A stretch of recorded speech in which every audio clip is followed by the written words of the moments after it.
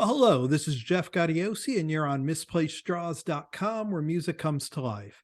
And my guest today is one of the true pioneers of thrash. He's probably best known for his work on Megadeth's legendary third record, So Far, So Good, So What, which just celebrated its 35th anniversary. He's Wow. also teamed up with former Megadeth bandmate David Ellefson in Kings of Thrash. They have a live record coming out March 24th and will be hitting the road, not only playing So Far, So Good, So What in its entirety, but also Killing Is My Business and a pretty good chunk of Peace Sells. Please welcome Jeff Young. Welcome, Jeff. How you doing? I'm doing good. It's a pleasure to have you. So let's start at the beginning. You came into Megadeth after Peace Sells. So Far, So Good was already started with another guitar player who was your student. And then the switch was made to bring you in. How did you end up in the band?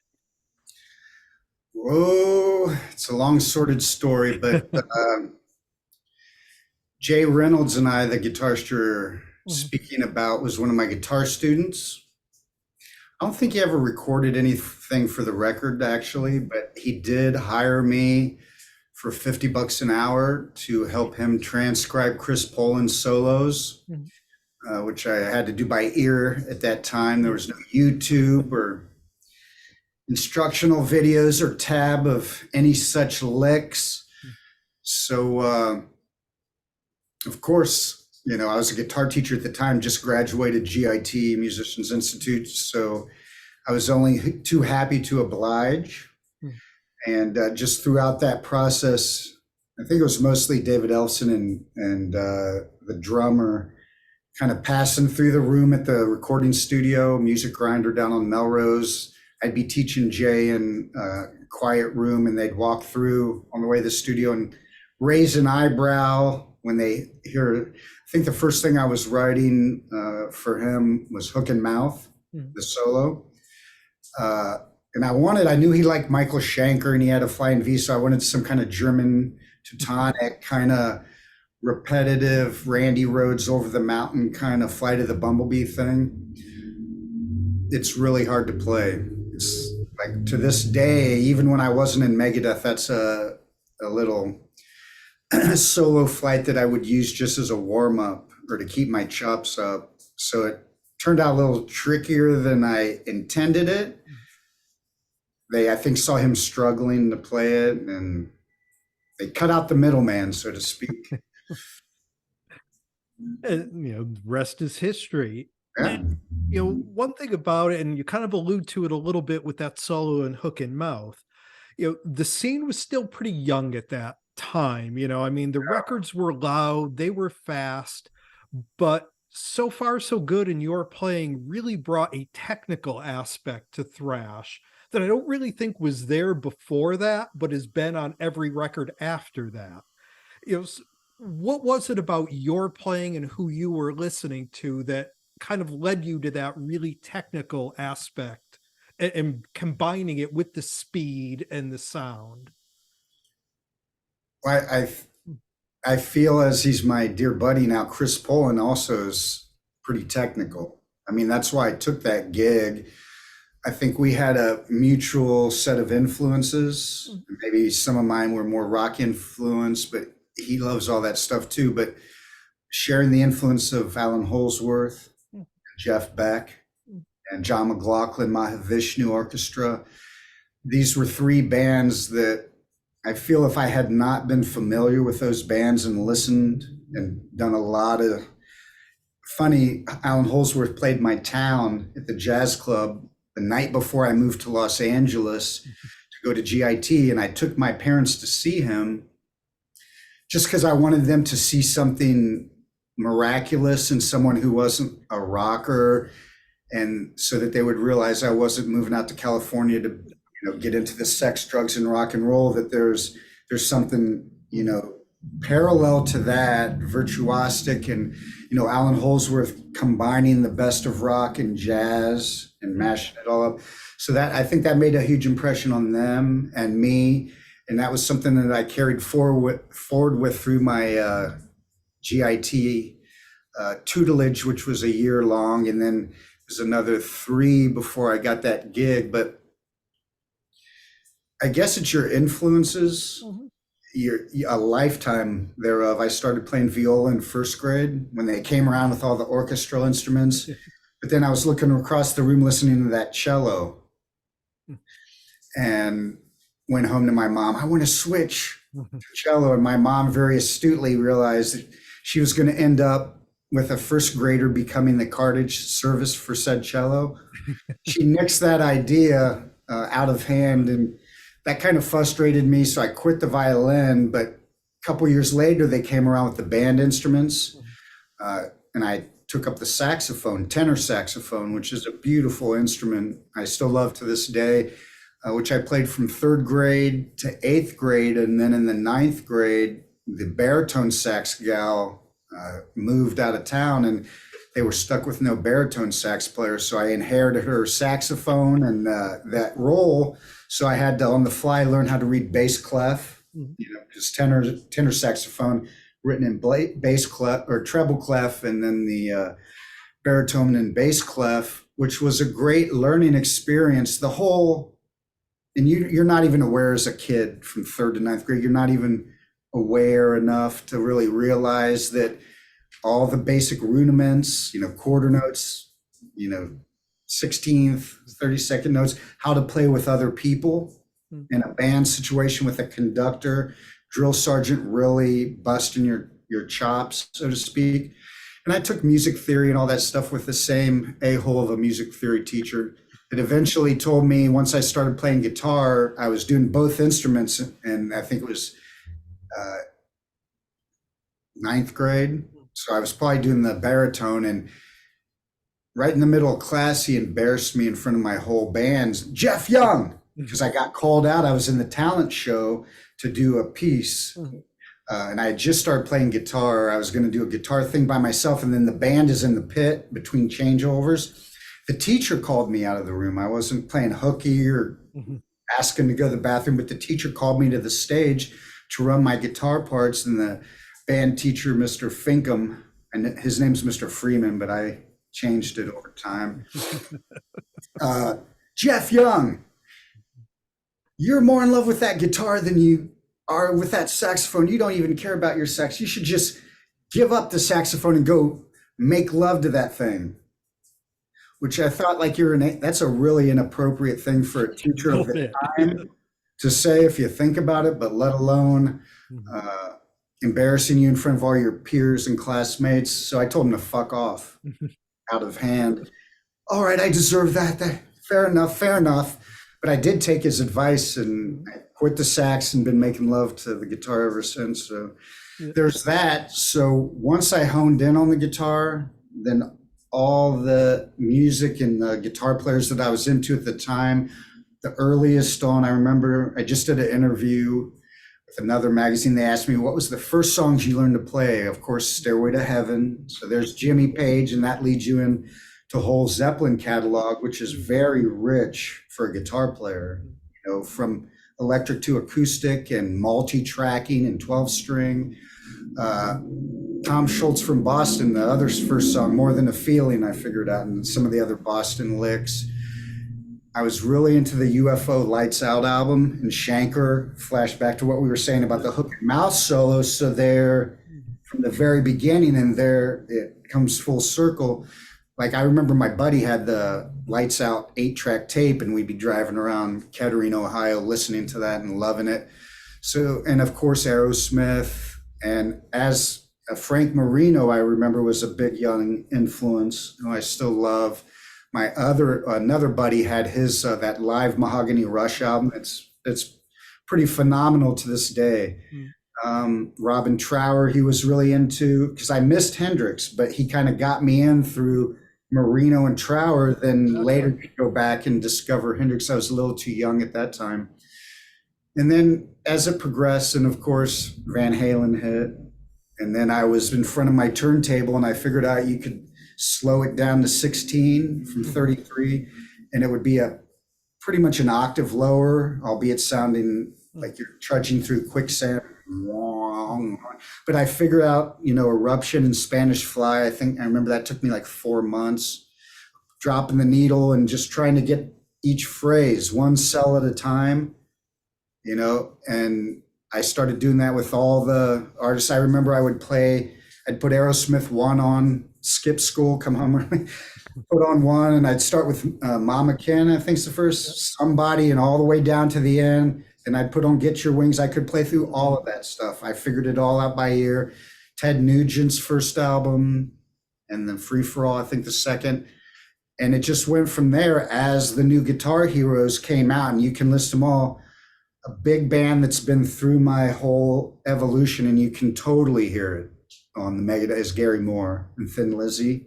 Love Gary But Moore. when everyone was touting Bruce Springsteen during that time, I was like, that more deep, low, more baritone voice. I was like, why don't you play something besides Jailbreak on the radio, right? Because I was all about Phil Lynott as a singer-songwriter and snubbing Bruce Springsteen, right? And then, of course, that whole line of guitarists, the first guys in Thin Lizzy were good and great, but then when you got to Gary Moore and John Sykes, then you got into the phenomenon sphere. And those two guys were really right around the time I joined Megadeth. It's kind of like, and I always loved Steve Morse and the Dregs. And so kind of holes were Steve Morse, and then Gary Moore, on the other side, Van Halen, that kind of thing. Randy Rhoads, of course, and all that stuff. So that's where I was kind of right when the call to Megadeth came. And you can hear it. One thing guy didn't mention is Yngwie Malmsteen, who released the Alcatraz album. I think it was 4 months before I moved to LA. So I was back to the turntable, and all through my GIT, I wasn't as much doing, the curriculum was pretty easy for me, and I was just going, and I was getting pretty much A's on all my tests. I had a Marantz cassette player that I could slow that Alcatraz cassette down. Now we've graduated from turntables, and we've got these little cassette players that you can slow down by increments. And I was hot on that Alcatraz album. So I think you really hear an amalgamation of those players. And I want to add one more, Paco de Lucia. And not the Friday Night in San Francisco album, but their studio album, Passion, Grace, and Fire. When I heard that, as much as I like John McLaughlin and Al Di Meola, like I could tell Paco was doing with his fingers what they were doing with a pick and on a nylon string, which is harder to play than a steel string. And I was blown away by him. So on Set the World Afire, Mary Jane, and some other points that you can definitely hear. I was trying to, with that Yngwie influence, because Paco was one of his influences. If you remember the Mike Varney Spotlight column, it said Alan Holdsworth, Paco de Lucia. I think it said Richie Blackmore, even though he now denies that. But Blackmore, another early influence. But yeah, and then so Gary Moore, Alan Holdsworth, you hear that Paco de Lucia Spanish kind of flamenco. What I was trying to do was play flamenco licks over Set the World Afire, because I could hear that it's that E to F Phrygian, like Jaws, like Donna, Donna, Donna. That's the same, and that's a cool lesson for guitarists of the similarities between what would seem to juxtapose styles as thrash metal and flamenco. But yet, as you travel the world and the more you study music, you see not how disparagingly different, but how similar some styles can be. Together. That same E to F progression in Set the World Afire that I solo over, and also in Mary Jane, is the same kind of Andalusian progression in flamenco. So naturally, you go, okay, harmonic minor, Uli John Roth scales, Scorpions like Sails of Sharon, and you're starting to get into that kind of flamenco territory. So you can definitely hear some Paco, Yngwie, Eddie, all that kind of good stuff back on there. So that was kind of where I started, and it just kind of went from there. And now, so the record comes out and you guys hit the road, and I mean, it's the 80s. You're touring with a metal band. It's not Boy Scout camp by any means. Dave Mustaine kind of puts the blame a lot on you for that tour falling apart at the end, and then you and Chuck the drummer were both let go. Which your That's what a pathological liar does. Yeah. well, I say which your Are you talking about the story YouTube how video where he says I ran out of heroin in Japan, yeah, canceled the Australian tour? Yeah, I've been owning him in the media ever since he's done that. yeah. You know, if Pinocchio has a brother, you know what I'm saying? But obviously, like I was a straight edge when I went in that band and I never drank, I didn't smoke pot. You know, to fit in, I kind of tried to hang with those guys a little bit, but he was the one that canceled that tour, and that's why I left the band because early on, being a straight edge, and 3 nights in, the guitar tech gets arrested in East LA scoring heroin from Mustaine, and he doesn't show up, to the studio that night, and the drummer tells you realize, okay, Toto, we're not in Kansas anymore, and I made a pact with myself. I can remember the exact sentence I said in that moment at the Music Grinder studio. When I found out the news, I said, the first thing I literally said was, Toto, we're not in Kansas anymore. And the second thing was, I'm going to stay in this situation as long as it's healthy for me, which you see exactly how long that duration was. So jump forward now. You and David Ellefson put together the Kings of Thrash. Did you guys stay in touch over the years? How did you reconnect with David and with Chris Poland? I have a radio show, Music Without Boundaries. It's been on hiatus, but we're getting ready to come back for another go round. I've had Nick Menza, Chris Poland, Kiko Laredo, James Lomenzo. Trying to think if there's some other Megadeth members, but for sure those guys I've had on my show. So I knew Chris and we met, and he had come backstage when we opened for Dio in LA and complimented. And so we were acquaintances, but we didn't know each other.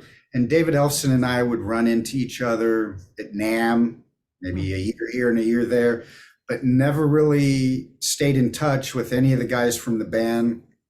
Everything was cast in motion by the upcoming Nick Menza documentary that's in the works. I just saw a trailer. There's putting some trailers out already today in my news feed. I got a call. Would you like to participate in the documentary? Because I was Nick's roommate on the road. Because of the drugs and whatnot, I couldn't be around the band. I just couldn't. And Chuck coming in smoking cigarettes at 3 a.m, cracked out of his head, putting a cigarette out in the ashtray next to me. I hate cigarette smoke. And I had to room with Nick. So I'm rooming with the drum tech in a lesser room, but we became great friends over the years. So they wanted me to talk in the movie about about our friendship and, my perspective on Nick. That led to David and I meeting for dinner at the Rainbow with some friends the night before. The picture is going to be released on Ellefson Films. This will be, I think, their second. They have a great kind of found footage horror movie, Dwellers, with his guitars from the Lucid. If you guys have missed that, I highly recommend it. You can get it on most of the streaming services. I was really surprised how good it was when I saw it. And flash forward to this documentary. We were sitting, and funny, we're here at the Days of the Dead horror convention, and I'm about to go downstairs here. It starts at 5 today here in Atlanta. Let me hold up the little There you go. Playing tomorrow night and doing autographs, and we got merch down there and meeting the people in our room. And not only is the entire Terrifier cast with that amazing actor who played the Terrifier. I saw him last night out of makeup. You'd never recognize him in your lifetime. Malcolm McDowell is in our room. That's all that is in our particular room is the Terrifier cast, Kings of Thrash, and Malcolm McDowell. And I say that because we had dinner the night before the Nick Menza filming at the American Satan table in the back of the Rainbow. If you've seen the movie, you know where I'm going with this. So how fortuitous that he's going to be downstairs. We'll be meeting here shortly because I love that movie, and all the movies from Cat People to Clockwork Orange he's done. So what an honor. Barbara Eden's here. I Dream of Gina. It's going to be quite a show this weekend. We're really looking forward to it.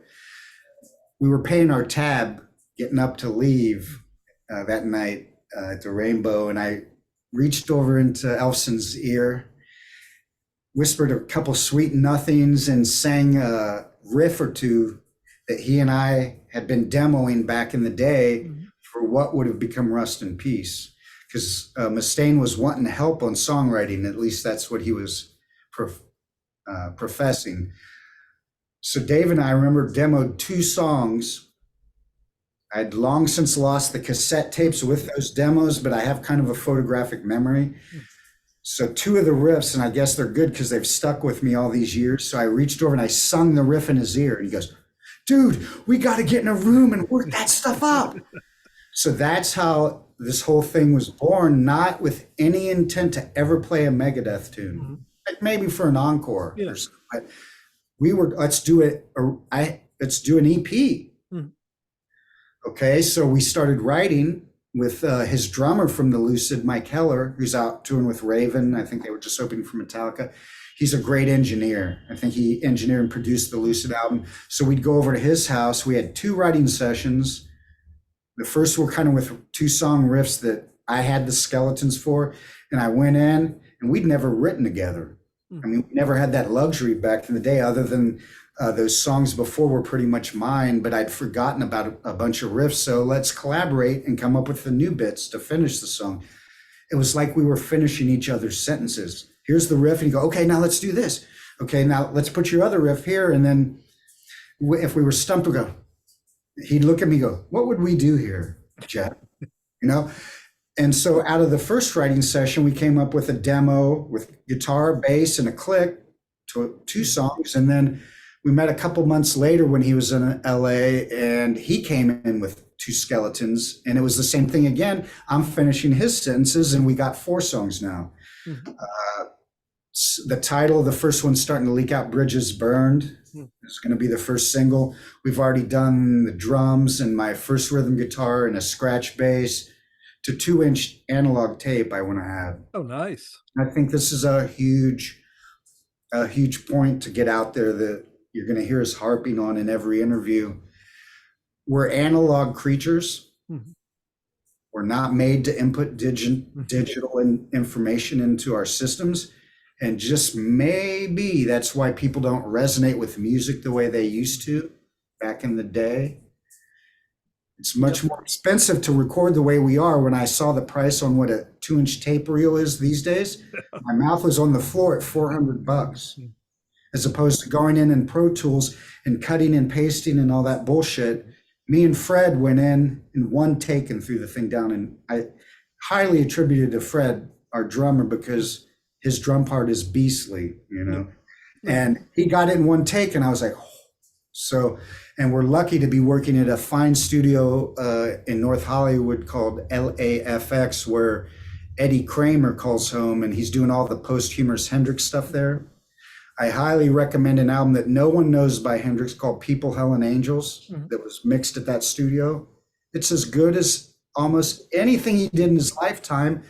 And the only way I know about it is because it was mixed at the studio we're working.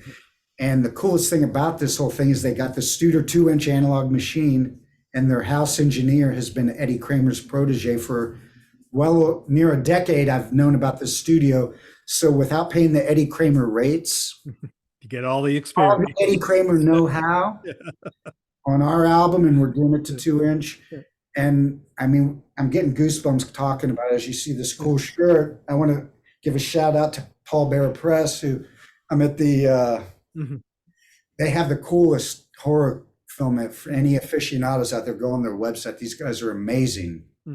So yeah, we threw this stuff down, and we're working on the lyrics now. We'll probably Chaz and I are co-writing them together. And so far, who knows, by the time it's done, other members may get in there. But I kind of came in with the skeleton of the lyrics, because lyrics and poetry is kind of my, and writing for vocals, kind of my wheelhouse. So I kind of came in with that and sang it to Chris Poland and Chaz for the first time the other night after rehearsal before we came out here, and they really loved it. Chris Poland said it's the chorus is like an earworm. So I think that's good. That's a good thing. Yeah, and when you guys play live, I mentioned you do the two albums, Killing's My Business and So Far So Good. You do a lot of Peace Sells. And it's really the only place that fans get to hear these songs because for whatever reason, Megadeth kind of ignores those first three records. Maybe a little bit with Peace Sells they play, but for the most part, they don't play a lot from Killing's My Business and So Far So Good.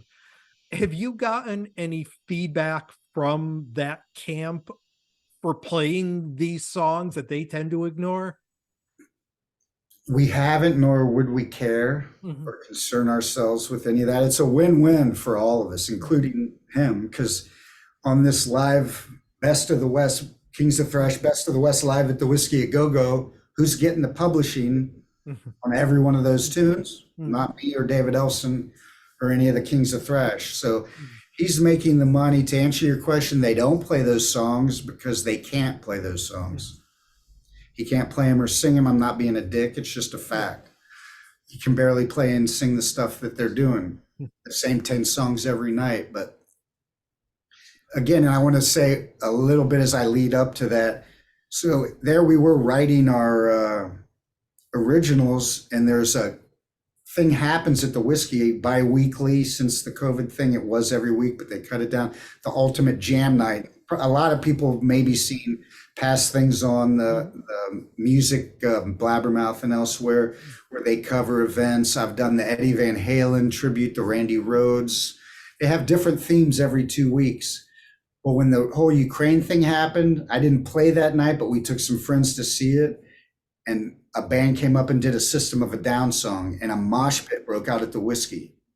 Mhm. Keep in mind, there's a sign on the beam right next to the stage that says, if you stage dive, you're going to be ousted from the venue, right? But a mosh pit broke out, and I don't know that I know the Ultimate Jam had never seen anything like that. And I don't know how long it had been since the Whiskey had seen anything. But it was no surprise, and I got a chuckle when I saw the theme for the next Ultimate Jam 2 weeks later, which was the Big Four. So of course they asked me to play, and I said, well, I'm writing with Ellefson now. You want me to call him in Arizona and see if he'll fly out to do this? And of course he did. That gave us another chance to go in and demo, work on the originals, sculpt them a little more. And the cool thing, because this leads directly how we found Chaz and Fred. They both played that night. Chaz played with us. The Ultimate Jam people, lovely lady named Jessica. She's the lady of Ira Black, who's the guitarist in Bullet Boys. Our drummer also doubles with the Bullet Boys. If people have that out, he's in their new video for Fuck Yeah, whatever it's called. She's kind of like the matchmaker. So if you imagine you have a theme night, it could be 75 over 100 musicians from every instrument taking the stage for 2 songs, 3 songs, and it's fast changes and everything. And she's got to matchmake like, okay, here's Jeff Young and David Ellefson. Who's the rest of the band? Well, we said, okay, let's bring Heller to play drums. So Mike Heller played that night. These videos are on my YouTubes, and what you're seeing is totally unrehearsed. And the first night we met Chaz, she paired us up with Chaz only because he was in a Megadeth tribute.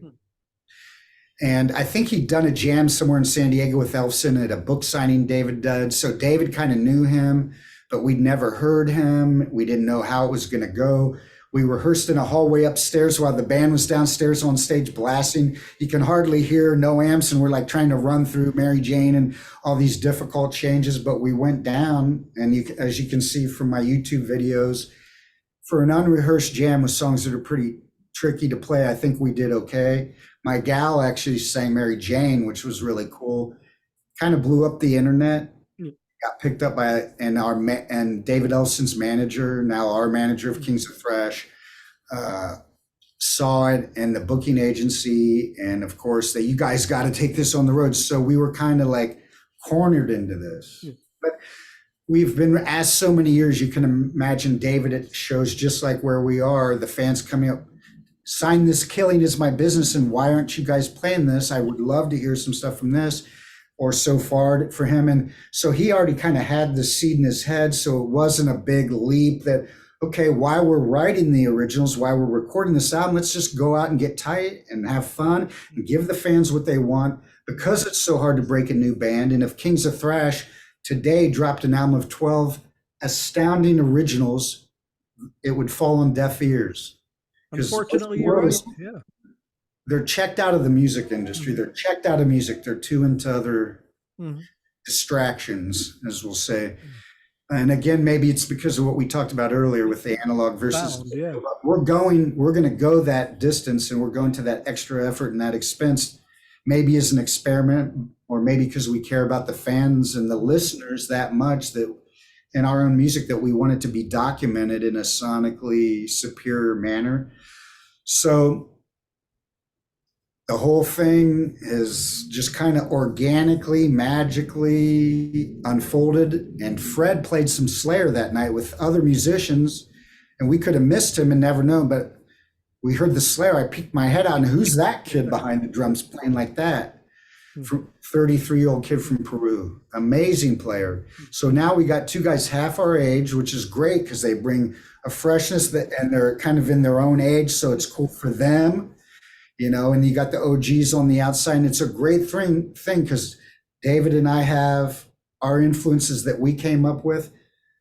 Fred is a Nick Menza aficionado. He loved him. He sent me a picture when he first got in the group of him and Nick at NAMM, and they've all loved Megadeth. And of course, Chaz is in a Megadeth tribute. He also fronts a Soundgarden tribute as Chris Cornell.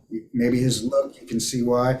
And he's got that vibe in his voice. So when he does Mustaine, as one critic says, it doesn't come off like an impression or something comical.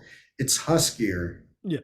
It's cool. It's really cool. And he's just growing every gig. And these hardworking, really mature young men for their age. And we're just really blessed how that whole thing just happened out of an ultimate jam and we were just getting up to play 3 tunes and have some fun. And here we are. Yep. Well, it worked. We've been spending some time here with Jeff Young.